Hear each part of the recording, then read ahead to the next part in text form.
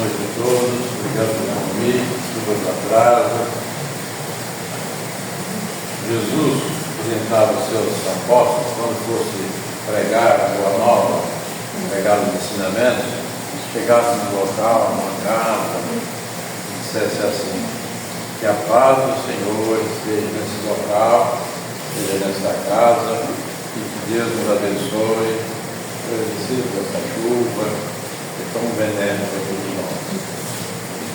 Nós temos feito uma campanha, em todas as palestras, de a gente fazer uma caridade. O que é a caridade? É ver se a gente traz para a casa espírita, ou para a igreja católica, um reencontro com Deus, um amigo conhecido, um familiar, um vizinho,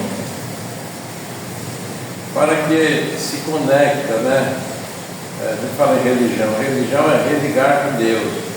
E as pessoas estão muito distantes, principalmente depois da pandemia. A gente achava que haveria uma maior concentração, maior aproximação, e isso não está acontecendo. Então a gente é uma caridade. O que é a caridade? Quem faz a caridade recebe mais do que quem está recebendo.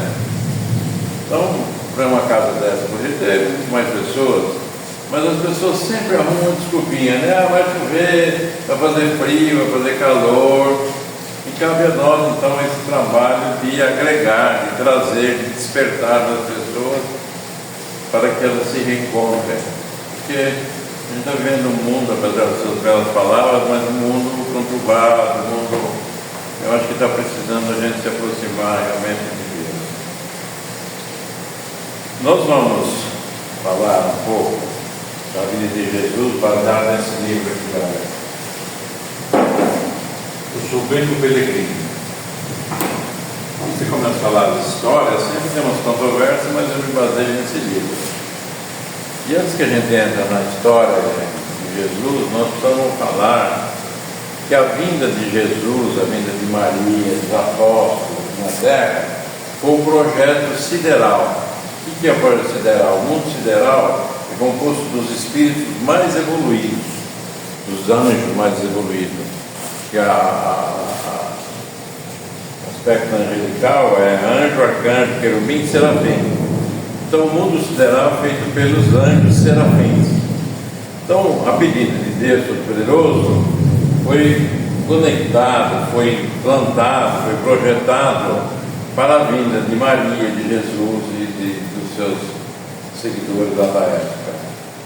Esse foi um projeto que demorou muitos anos para a vinda então aqui na Terra, para fazer o quê? O que Jesus veio fazer na Terra? Será que ele veio passear aqui em Monte Azul, passear aqui na região? Não, Jesus veio na Terra. Jesus não veio pregar religião, que a gente vem com essa, quase todos nós que vemos da Igreja Católica, vem com essa imagem de que Jesus veio aqui para fundar a Igreja Católica, o cristianismo. Jesus não tinha religião.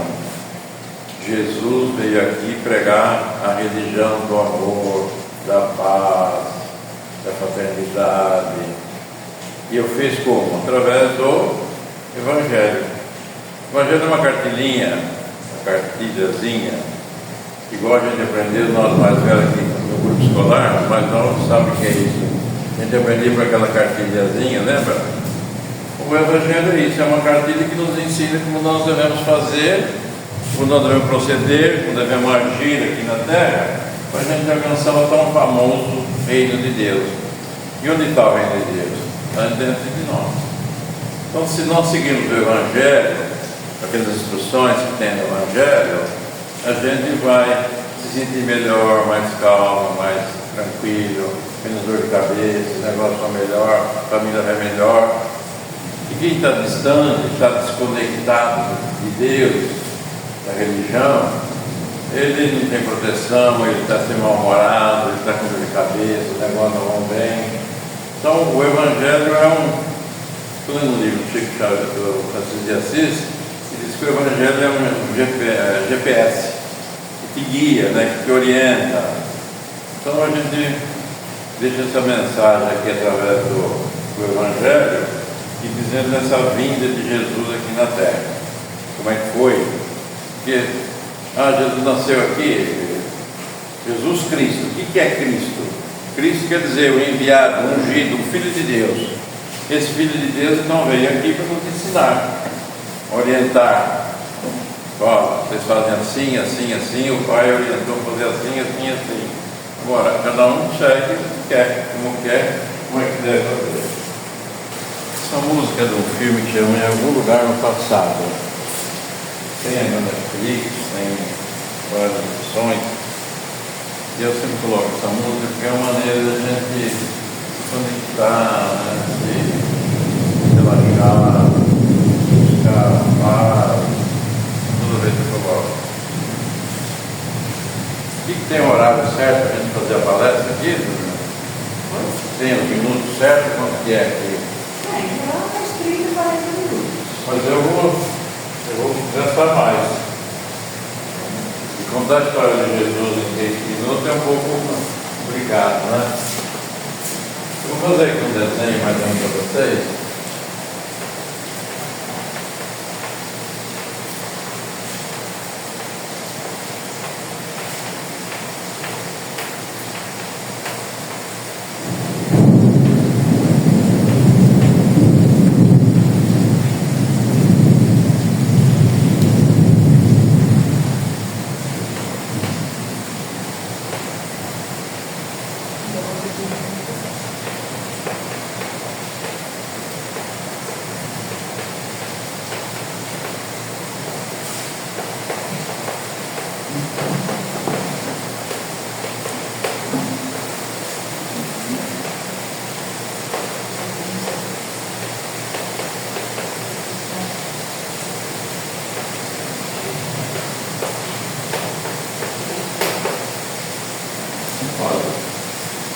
Também é muito fácil, eu estive lá em 2011. A gente chega aqui de avião, você sobe literalmente 70 quilômetros de Jerusalém, você desce mais ou menos 100 quilômetros de Nazaré e mais 35 quilômetros é o Mar da Galileia. Por que eu estou dizendo isso? Porque a história vai passar aqui, ó, de Jerusalém e Nazaré. Eu ficava me perguntando, Jesus saiu de Jerusalém e foi para Nazaré, dá 80 quilômetros, é um lugar mais longe. Saiu de Nazaré para o Mar da Galileia, que não é mar, é um lago de água doce formado pelo Rio Jordão, aqui na Síria. Então Jesus nasce lá em Belém.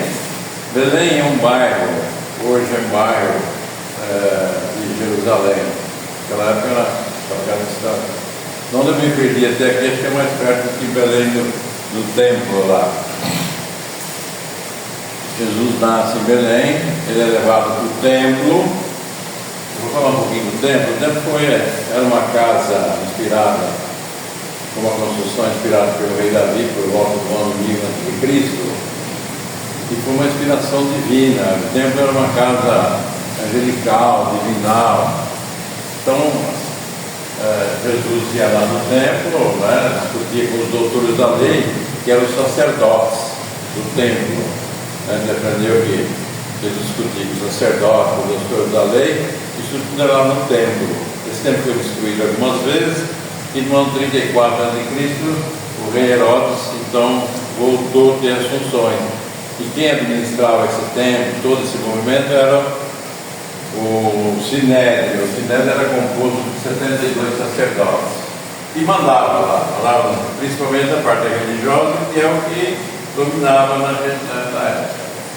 Então Jesus nasce aqui em Belém, dá uns 8 quilômetros, vai no templo para ser batizado.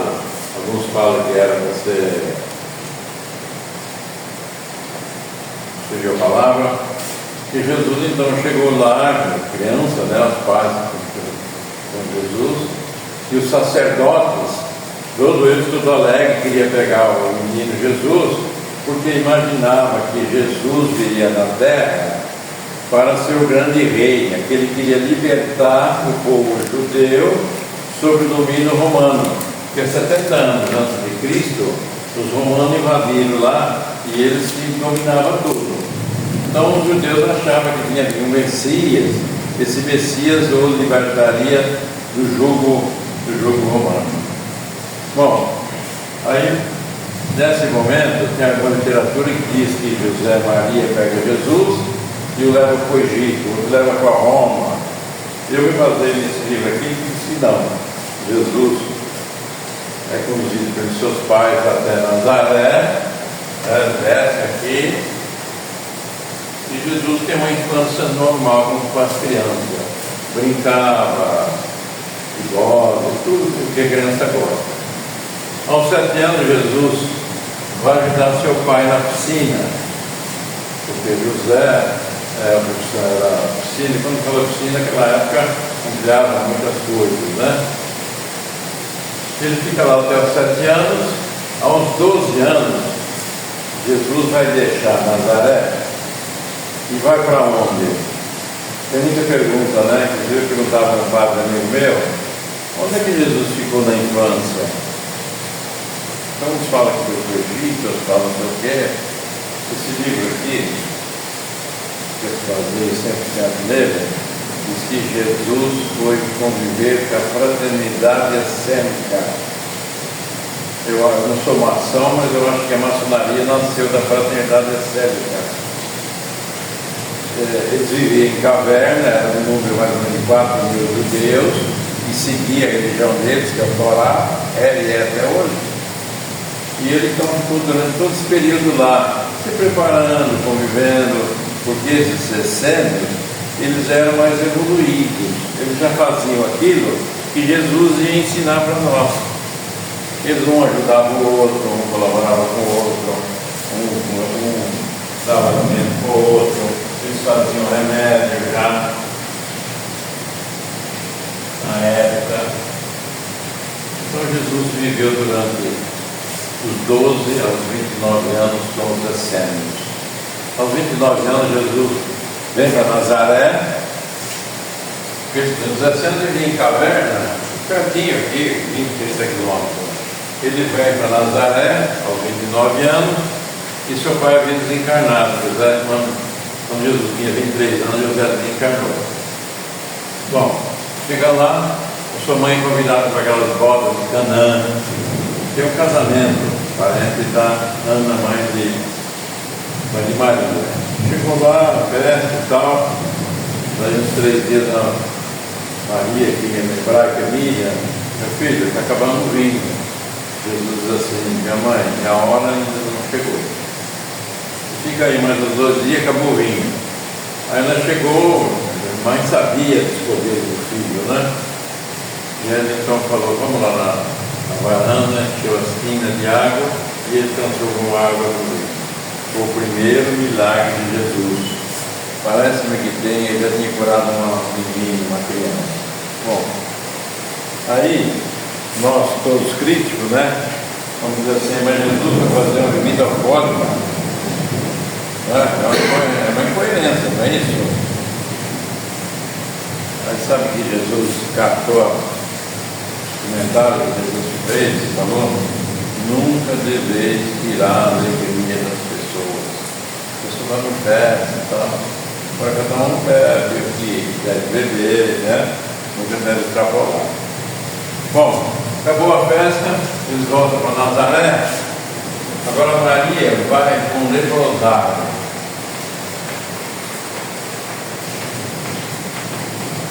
E Jesus sai daqui e vai no Rio Jordão para ser batizado pelo seu primo João Batista.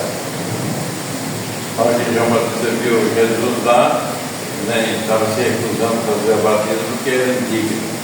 Jesus está batizado e ele vem para cá, ó, Cafarnaum. É uma cidade importante que passava uma estrada lá que vinha do Ocidente e ia para o Oriente. Vem aqui. E aqui em Cafarnaum, onde Jesus começou a pregação, conheceu todos os seus apóstolos. Primeiro conheceu Simão Pedro e o irmão André, depois João e Tiago. E em 20 e 30 dias ele formou o seu time. Será que foi por um acaso? Chegou lá, olha, você vai me ajudar, você vai me ajudar, você vai me ajudar, você vai me ajudar. Não, tudo isso foi preparado, aquilo que eu falei para vocês no mundo sideral, para enviar esses apóstolos para ajudar Jesus a divulgar os ensinamentos que ele veio aqui nos trazer. Então fica aí. Eu estive lá, gente, aqui, ó, em Capernaum, lá no monte onde Jesus pregou dando boas lembranças, não tem jeito de chorar lá, viu? É uma emoção. Tinha um grupo brasileiro lá, um padre usando a missa, uma coisa assim emocionante, emocionante. Bom, Jesus então formou seus quadros, seus auxiliares, e agora ele vai fazer o apostolado, ele vai ensinar para aquele povo como é que devia se comportar, como é que devia agir. Ele trouxe a lei do amor, da caridade, da fraternidade, da simplicidade, da humildade. E ficou pregando durante 3 anos, eu vou pular essa parte. Depois de 3 anos, Jesus veio para Páscoa em Jerusalém. Páscoa não é um ato religioso. Páscoa quer dizer libertação. Ou seja, libertação do povo judeu sob o domínio do Egito. 700 anos de Cristo, Moisés libertou os judeus do Egito e todo ano lá no templo em Jerusalém tinha a festa da Páscoa, tinha a festa da libertação. Era uma festa de uma semana, onde as pessoas chegavam lá e faziam suas oferendas, seu óvulo.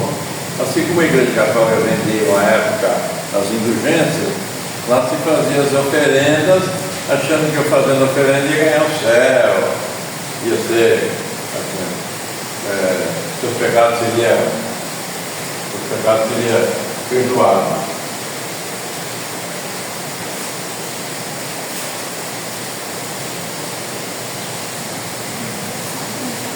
Então Jesus vinha para comemorar a Páscoa. Então, Páscoa não é ato religioso, Páscoa é libertação. Só que Jesus, antes de sair daqui e vir direto aqui, ele foi aqui, ó, Jericó, fez um cotovelo. Será que foi por acaso que ele foi lá? Jesus, com seus 12 apóstolos e os discípulos. Tem uma diferença entre apóstolo e discípulo. Apóstolos são só os 12, discípulos são todos nós somos discípulos de Jesus. Foi em Jericó. Por que ele foi em Jericó? Chegou no Jericó, tinha um cego lá que chamava Bartimeu, e soube que Jesus ia passar por lá, e ficou lá gritando: Jesus, descendente do rei Davi, me cura. E normalmente as pessoas iam até Jesus. Jesus vai até esse senhor e eu curo na vida. Aí ele está passando, eu estive lá em Jericó. Tinha um famoso cobrador de impostos lá que chamava Zaqueu. Zaqueu nasceu baixinho, ele era muito mal visto, porque até hoje o fiscal a gente não gosta, né, que cobra imposto, imagina aquela época. E ele é muito rico, milionário, mas é muito mal visto, ele não era recebido em qualquer lugar. Ele soube que Jesus ia passar por lá.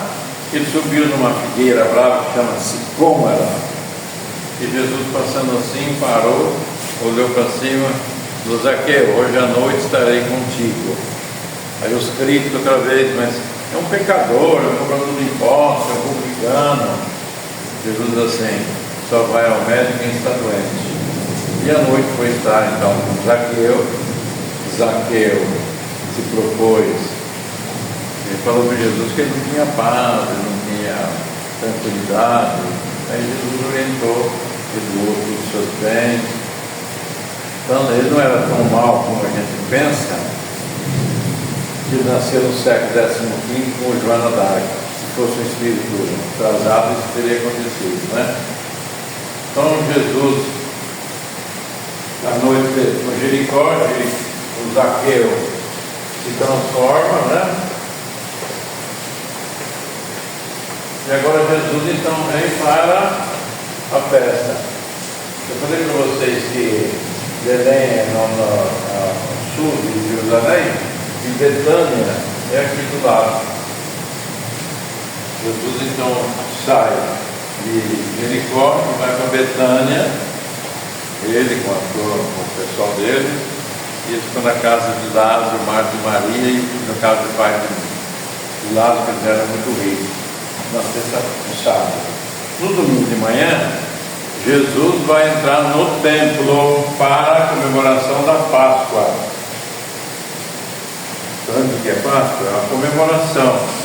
Então Jesus vai entrar com seus seguidores, os apóstolos, e naquela época não tinha flama, bandeira, bolas, as pessoas só usavam uma tamareira, uma palmeira que chama tamareira, que dá aquele fruto tâmara, que eu gosto muito, só que é muita caloria. Então ele foi saudado, e por isso que a Igreja Católica tem o Domingo de Ramos, que leva os raminhos lá para benzer, não é isso? É homenagem quando Jesus foi entrando assim. Então Jesus foi entrando no templo, e naquela época já tinha bolsonarista e lulista. Por quê? Quem seguia Jesus, né, já tinha se transformado, já tinha aceito essa transformação, de um lado. E do outro lado, tem os judeus, que não aceitavam. O judeu era e até hoje, muito radical com relação à família e à religião.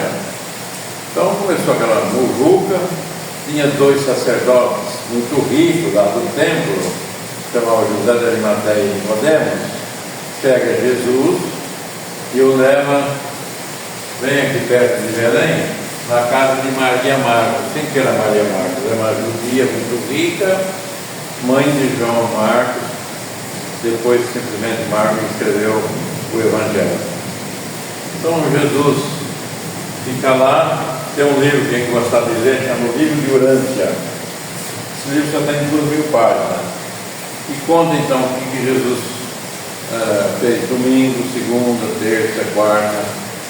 Na quinta-feira de manhã ele reuniu os apóstolos e diz assim: e o momento aqui na terra está chegando ao fim. Estava todo mundo apavorado, Jesus estava triste e tal.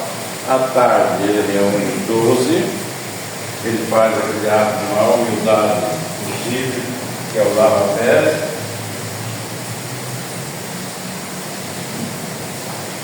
Em seguida, acontece um fato que a Igreja Católica no mar, Judas, após o lava-pés, ele não fica para a Santa Ceia. Ele vai lá no templo, lá no Sinédrio, tem o sumo sacerdote Caifás e o senhor Anás, que é igual ao nosso volume lá em Brasília, que ele mandava, né? E ele negocia com eles lá a prisão de Jesus, mas no sentido de prender Jesus, depois eles deram um golpe para tirar os romanos de lá. Essa foi a história de Judas. A história de Judas traiu, não é bem assim. Ele acabou sendo influenciado depois, mas ele chegou lá para negociar essa situação de prender Jesus e dar um golpe para se libertar. Aí acontece aquilo que ele viu que nada deu certo, ele se suicidou, e ele não era tão ruim, e quem foi resgatado lá depois, nas fúnebres invernais, Jesus e Maria, anos depois. Então, você vai vendo que todos esses personagens fizeram parte daquele grande projeto, porque quem era disposto a fazer um papel igual o Judas fez? Eu não estaria disposto a fazer isso. E ele tão arrependido que ele se suicidou, né? Então, aí Jesus então faz a Santa Ceia. Aliás, a pintura de Santa Ceia está errada, hein? Não tem 12 apóstolos, só tinha 11 na época. Você pode notar isso. Então Jesus agora vai subir no Monte das Oliveiras, subir lá em cima, assim, você vê Jerusalém dele assim, e embaixo tem uma igreja que chama Getsemane, e tem umas rosas lá, as rosas são assim, ó, que coisa mais linda do mundo.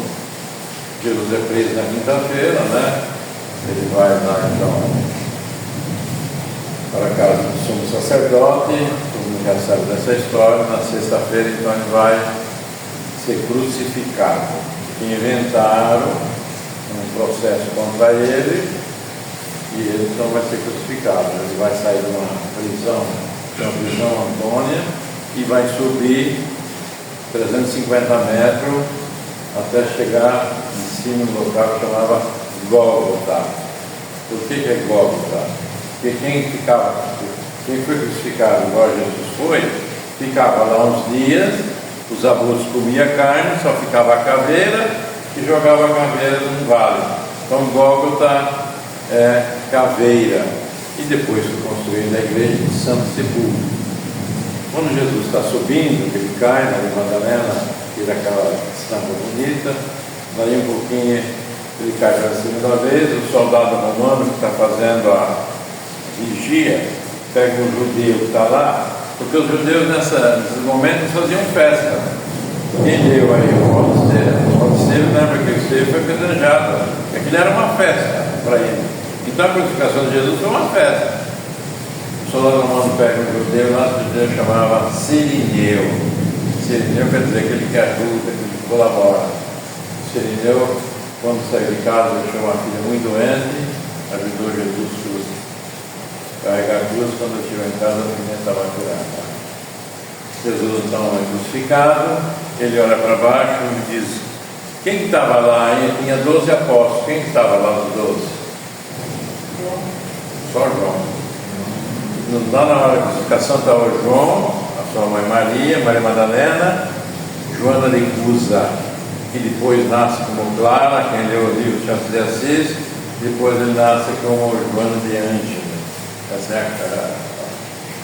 E aí então Jesus fica lá crucificado, ele ia ficar lá para ser os abusos aproveitar.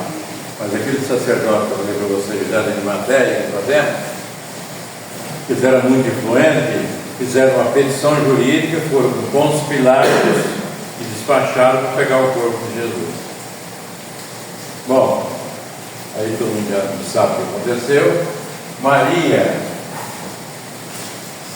desce para Nazaré, João é preso, junto com esse Nicodemos, porque após a crucificação de Jesus, todos os apóstolos saíram na região, nos países próximos, para fazer o quê? Para pregar aqueles que se aprenderam durante 3 meses, 3 anos.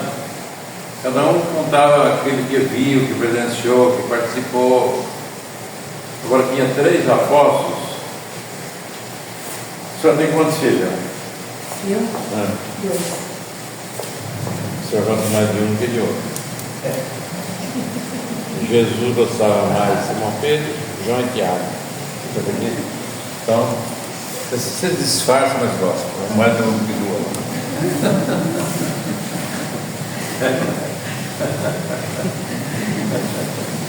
Essa é a verdade. Então, João é preso, Maria já tinha ido para Nazaré. Como eu disse, cada um saía para um lado. Os 11, 10, foram crucificados. Apenas João, que depois é preso, vai para a ilha de Páscoa, escreve Apocalipse, depois encarna com Francisco de Assis, o Francisco Xavier, que morreu com 94 anos, no ano 101. Só ele que não foi crucificado. Agora, após a crucificação, Maria e João vêm para Éfeso, ou Efésio, vamos falar Efésio. E lá ficaram João e Maria durante muitos e muitos anos pregando o Evangelho. Fizeram uma cidade muito importante, e sofria aquelas pressões todas. E todos os apóstolos eram médios de cura, todos eles tinham evolução espiritual muito grande. E no ano 57, aqui em Éfeso, Maria, por um leproso, naquela época era uma doença muito comum entre a humanidade. E a pessoa que ficou bom, sarou, olhou bem para Maria e disse assim: Maria, tu não és santa, tu és santíssima. já estava isso no ano 57, quer dizer, Jesus, ele está com 70 anos, já velhinha. Eu estava um dia sentado tem uma casinha lá em Éfeso, minha filha e minha cunhada estiveram lá, é um lugar muito turístico, foi muita gente lá. E tem uma casinha lá que até hoje a gente diz que ainda é a casinha que Maria e João viveu. Quem sempre parava lá era o apóstolo Paulo. E eu estava sentado na varanda dessa casinha, e materializou uma pessoa lá de cabelos louros, olhos azuis, perfumado. Quem que materializou lá? Cabelos louros, olhos azuis, perfumado. Quem que era assim? Loiro? É. Como é que Jesus era? Era Jesus. Desse jeito, né? Então foi ele que materializou, não, né? Chegou lá e falou assim, sua mãe sentada, ela diz assim, posso chamar você de meu filho? Ele diz assim, posso chamar você de minha mãe? Diz assim, eu rei em nome de Deus Todo-Poderoso, te buscar para você ser a rainha dos anjos. Diz a literatura espírita que até hoje ela renunciou a ser a rainha dos anjos, ela vive no vale dos suicidas, comparando, recolhendo e ajudando nossos irmãos que se suicidam. Eu pulei muita coisa porque começamos tarde, já passou do horário, eu começo a falar não para, então pulei algumas partes. Mas a história, gente, olha, lê esse livro, Sobrinho Peregrino, que conta todos esses detalhes que eu contei para vocês, o que das coisas, que Jesus, o milagre que Jesus fez, como é que foi, como é que ele agregou os 12 apóstolos, como é que foi, eu pulei tudo isso para não falar mais tempo.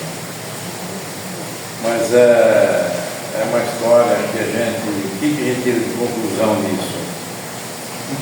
Que a gente é ingrato, né? Porque precisaria nós todos ser gratos. Imagine Jesus, ela diz que Jesus, consta nesse livro, que após a encarnação de Jesus, ele subiu mais 2, 3 degraus na escala angelical. Jesus, Maria, esses apóstolos, claro que todos eles vieram para evoluir mais também, né? Mas desde o mundo onde eles estavam, que a gente não sabe nem escrever, para vir aqui na Terra para ensinar a nós como é que nós devemos fazer para alcançar o reino de Deus, que está dentro de nós. E nós, os italianos têm uma expressão que diz assim, niente, né? Não fazemos nada. Não enganava, né? Não enganava. Terça-feira eu vou lá no centro. A outra terça-feira está chovendo, eu não vou. A outra terça-feira eu jogo no Corinthians, eu não vou. A outra terça-feira tem novela, eu não vou. E a gente vai se enganando e vai esquecendo de agradecer Jesus, Maria, os apóstolos.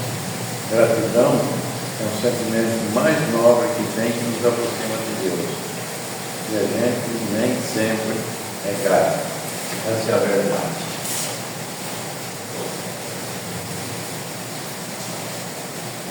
Tem uma frase que diz assim: fazer o bem faz, ele é bem grande, então. Fazer o bem faz bem. A gente aprende, vê, lê e tal.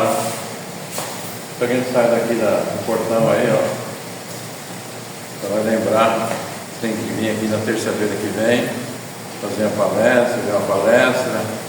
Tem um professor lá que ensinou muita coisa, disse que nós espíritos estamos igual a chupim. Vem na palestra, assiste a palestra, toma um passe, água purificada. E só semana que vem na palestra, quando vem, a gente, eu faço uma palestra que fala sobre o comprometimento. A gente precisa ter comprometimento com as coisas, com a religião, com essa casa. As pessoas chegam aqui, tomam água purificada, assistem palestra e ó, aqui não tem água para água, não tem luz, não tem imposto, não tem coisa para pagar, e a gente finge que não sabe de nada, né? Aí faz uma campanha, pede uma cesta básica, eu não posso. Mas no boteco, ele está tomando cerveja, ele gasta 60, 70 reais. Não é assim? Então a gente precisa despertar, tem comprometimento com as coisas. Tinha um senhor muito triste, aborrecido, depressivo, lá em Goiás. Um amigo dele falou assim: vai lá falar com o Chico Xavier. Diz que ele tem 2 ouvidos, né? Aqui, o anjinho da guarda fala assim: vai nascer a palestra. O capetinho aqui fala: vai não, vai chover. Assim? É assim, é a luta que a gente tem que ter, né? Aí esse fazendeiro chegou lá, explicou: Chico, eu sou rico, tenho fazenda, os filhos vão, mas eu não tenho alegria. Meu filho. O Chico virou de lado assim, porque o Chico falava com o irmão: Chico, fala para esse irmão que está se faltando para ele dá alegria para o próximo. Aí o Chico perguntou: meu irmão, o que você faz com o dinheiro que você ganha? Eu compro mais um apartamento, mais fazenda e tal. Chico falou: então, se você pegasse um pouco desse dinheiro e fizesse o próximo feliz, hein? Doasse alguma coisa. Aí aconteceu uma coisa engraçada, ó.